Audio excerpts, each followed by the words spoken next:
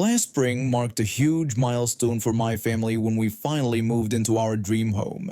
We bought the property years ago, and thanks to the pandemic giving us time to focus on the project, we were able to build exactly what we wanted. The location was perfect, middle of nowhere, with the closest neighbor about a mile down the road. Now, here's where it gets interesting. Being a huge drifting enthusiast, I decided to use our few hundred acres to recreate professional drift tracks from major championships. We built exact replicas of tracks from Wall, New Jersey, Riga, Irwindale, California, Texas, Poland, Seattle, and Englishtown, New Jersey. Everything was properly permitted and approved by the county.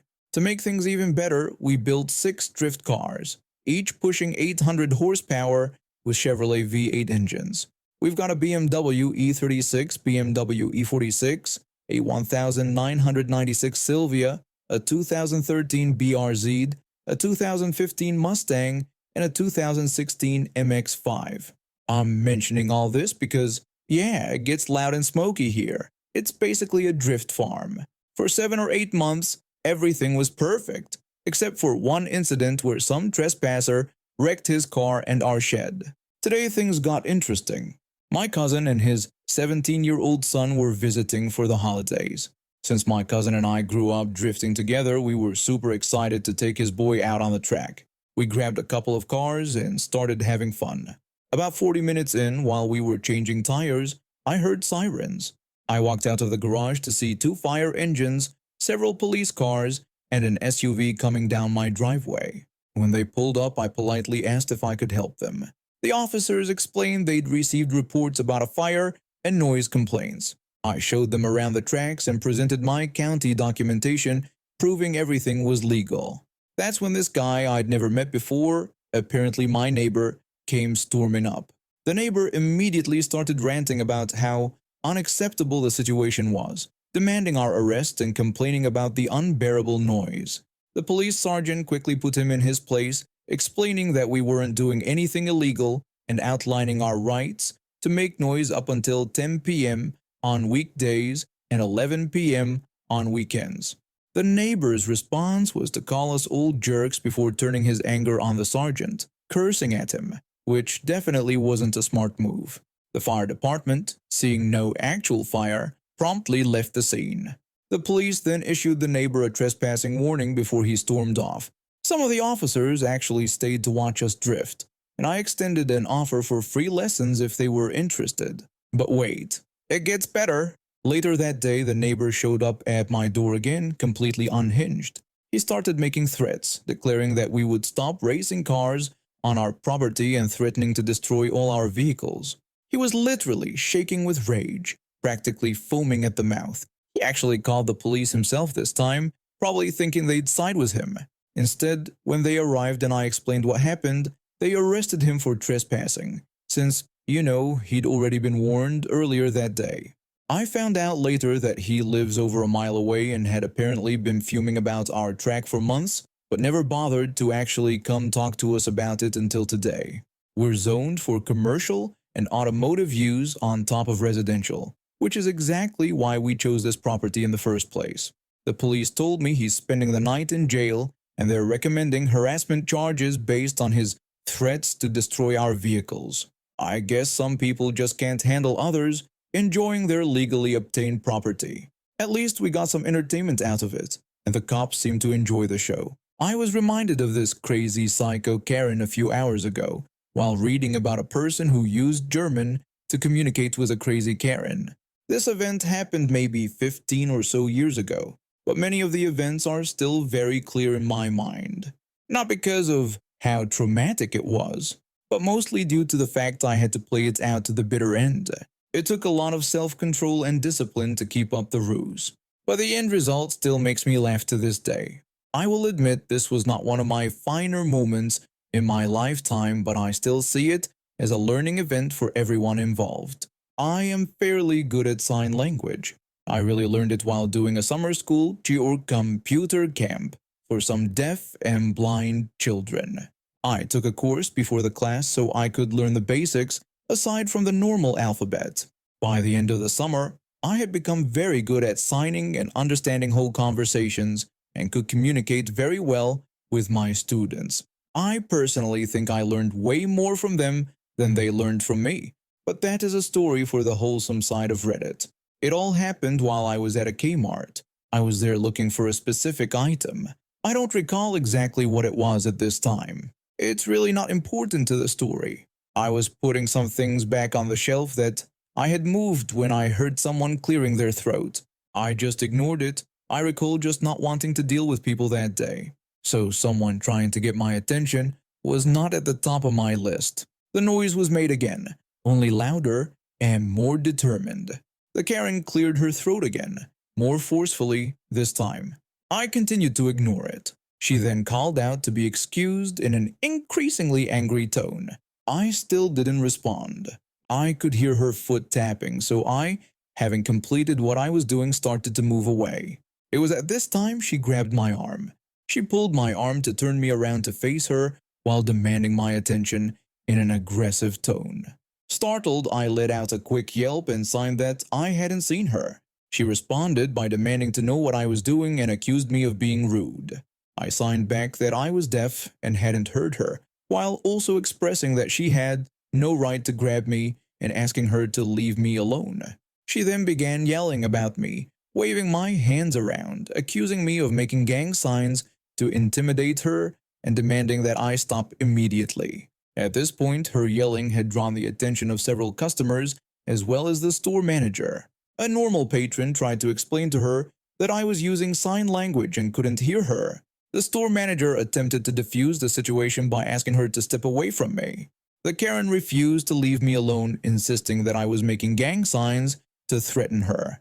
She demanded that someone call the police immediately.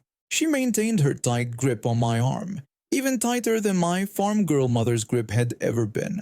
Her fingernails dug into my arm deeply enough to leave significant bruises. Despite the attempts of other customers and the manager to intervene, she refused to release me. This continued for several minutes, with me trying to pull away, her screaming, and others attempting to separate us. Someone must have called the police, though I'm not sure how much time passed. When you're being assaulted by a Karen, time seems to move differently. When 3 officers arrived, they immediately commanded her to release me, stop screaming, and calm down. She responded by demanding my arrest, claiming I had threatened her with gang signs. I quickly moved away from the area, with the manager positioning himself between us as a barrier. The officers had to handcuff her before she would communicate rationally. Once things calmed down, an officer approached me to get my statement. Committed to maintaining my pretense of being deaf, I continued signing. The officer, believing I was deaf, took out his notepad and gestured for me to write down what happened. I wrote explaining how she had grabbed and hurt me while I was shopping, and how I had tried to communicate that I couldn't hear. I showed him my arm where the bruising and gouge marks were becoming visible. The officer then confronted her about the severity of her actions, emphasizing that I was deaf and had been using sign language, not gang signs. She responded with defensive excuses, claiming she couldn't be expected to know sign language and suggesting that stores should provide assistance for deaf people. She insisted it wasn't her fault and that I should have simply spoken to her. The police escorted her to their patrol car. After taking statements from me, other witnesses, and the store manager, and requesting security footage, they told me I could leave. I drove away laughing, aware that I had been a jerk but feeling satisfied with the outcome. In the aftermath, she was charged with assault and creating a public disturbance. Based on the statements, video footage, and photos of my injuries, her lawyers negotiated a plea deal. No jail time but $1,600 fine and 450 hours of community service. I received court notification about the plea deal as my state requires informing supposedly disabled victims of such arrangements. I had the option to contest the deal if I felt it was unfair. To avoid potentially appearing in court, I simply signed and returned the paperwork. I acknowledged that my actions weren't entirely ethical, especially given my young age at the time. While I mainly wanted to teach her a lesson about treating people properly, I recognized it wasn't the best way to handle the situation. However, I still consider what might have happened if she had treated one of my actual deaf students or another deaf person this way. That thought somewhat justifies my actions in my mind, even though I know it wasn't the right approach. I've lived next door to this couple for about 5 years. The wife was what you'd call a neighborhood menace, always starting fights over the pettiest things and calling the police on people for absolutely no reason. She got arrested a few times for causing public disturbances and resisting arrest, but we all hoped she'd eventually calm down. Instead, she got worse. The real turning point came when she got into a car accident while texting and driving. Her 6-month-old grandson was in the car with her. That incident finally landed her in jail for a decent stretch, and it was the last straw for her husband. While she was serving her time, her husband, who was actually a really decent guy, decided he'd had enough and started divorce proceedings. He even met someone new, a lovely woman who lived nearby. I didn't know much about their relationship, but they seemed really happy together. So there we were last 4th of July, my family and I sitting on our back deck, enjoying some ice cream and waiting for the fireworks to start. That's when we heard it. We heard Karen screaming at Anna, calling her a stupid jerk. The scream was so loud it made me drop my spoon. We turned to see Karen storming out of her house with her husband and his girlfriend Anna following behind. From our deck, we had a perfect view of everything. I mean, we weren't trying to eavesdrop, but it was impossible not to watch the drama unfolding. Karen started screaming about how she couldn't believe he was abandoning her to fend for herself, especially after everything she claimed to have done for their family. Her husband tried to reason with her, explaining that he'd given her countless chances, but her repeated jail time had become too much to handle. He told her they needed to move on since their relationship clearly wasn't working anymore. That set her off even more. She turned her rage toward Anna, calling her a homewrecker and accusing her of stealing her life. She lunged at Anna, but her husband stepped between them. Then, in a move that left us all gasping, Karen pulled out her keys and started attacking Anna's car, puncturing the tires and leaving dents all over it. It took 3 people, Anna, the husband, and their teenage daughter, to pull her away, and even then they struggled to hold her back. My dad had already called the police, and when they arrived, Karen made the brilliant decision to attack one of the officers. I watched as they had to tase her to get her under control. The police interviewed everyone, including my parents, since we'd witnessed the whole thing. The aftermath was pretty much what you'd expect. Karen went back to jail, the divorce was finalized, and she lost custody of her daughter. The husband was actually kind enough not to make her pay for Anna's car repairs since she was broke. She ended up having to beg her older son, the father of the grandson she'd endangered, to let her stay with him until she could get back on her feet. These days, things are much more peaceful in our neighborhood. Karen's ex-husband and Anna still live next door, and they're actually getting married next month. They're having a small ceremony at their house, and I wondered what Karen would think if she knew the woman she tried to attack is now going to be her ex-husband's wife. I haven't been yelled at for breathing too loudly or existing in my own backyard since she left. Amazing how removing one person can bring so much peace to an entire neighborhood. I've been working in coffee shops for about 5 years now, and I absolutely love what I do. Last year I landed a job at this cute little coffee shop in one of those tourist hotspots everyone loves to visit. It's usually pretty busy, but during holiday season, complete madness. We're talking lines out the door from opening until closing.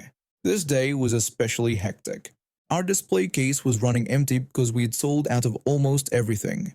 My coworker was handling the register and making drinks while I was restocking our pastries.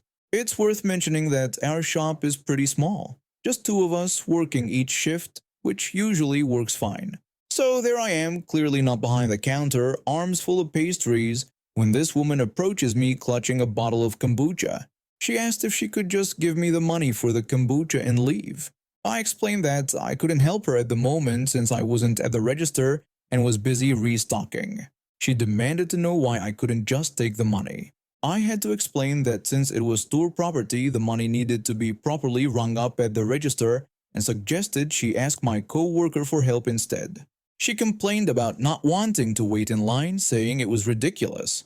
I tried to reason with her, explaining that other customers were also waiting to buy simple items like water bottles, and it wouldn't be fair to let her skip ahead. That's when she really lost it, declaring the whole situation was stupid and that we were a coffee shop, not a bakery, as if that had anything to do with it. She slammed the kombucha bottle back onto the shelf and stormed out. I honestly didn't think much of it. We were swamped, and I had pastries to stock and customers to serve. Several customers in line who witnessed the whole thing actually gave me sympathetic looks, and one even thanked me for standing my ground. That made me feel a bit better about the whole situation. The next day, my manager called me aside. Apparently, Karen, as I now call her, had left quite the review online. According to her post, I was a barista that lacks all empathy and is void of humanity, who refused to sell her kombucha because I'm only capable of putting out pastries. She even threw in some offensive language about mental disabilities, which I won't repeat. She went on to claim that she was a loyal customer, which was funny because I'd never seen her before, and that she spent thousands of dollars at our shop annually. We'd only been open for 8 months. My manager was super understanding and just wanted to hear my side. After I explained everything, she responded to the review professionally, but stating that while she was sorry for any inconvenience, we have rules in place, and I was within my rights to refuse service. She also mentioned that cutting lines wasn't acceptable behavior, and that all customers deserve equal respect and treatment. Karen, of course, wasn't done. She kept responding to the manager's reply with more and more outraged comments, each one more ridiculous than the last. She threatened to contact corporate, were independently owned, demanded that I be fired, and even claimed she would organize a boycott of our shop. My manager just ignored her after that, and thankfully, I never saw Karen in our shop again. My curiosity got the better of me and I looked up her review history. Let me tell you, this woman was a professional complainer. She left negative reviews everywhere she went.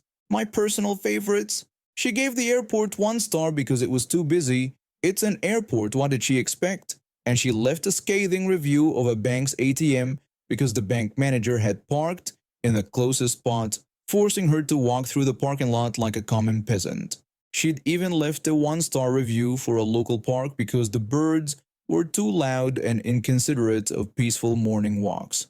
The whole thing became a running joke at work. Whenever someone would get cranky about waiting in line, we'd whisper, "At least they're not airport Karen," to each other. We even started keeping a tally of how many times people tried to skip the line each day, turning it into a friendly competition between shifts.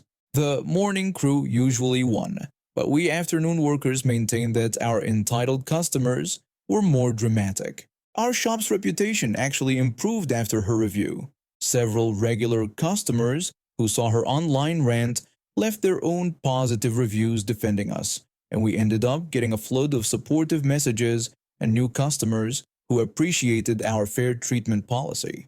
Some even specifically mentioned they came in because they loved how my manager handled the situation. Made those busy holiday shifts a lot more bearable. Funny enough, about 6 months later, I spotted her in line at a busy Starbucks across the street, waiting patiently like everyone else. I guess she learned that her entitled behavior wouldn't work anywhere in our little tourist town. Or maybe she just ran out of places to complain about.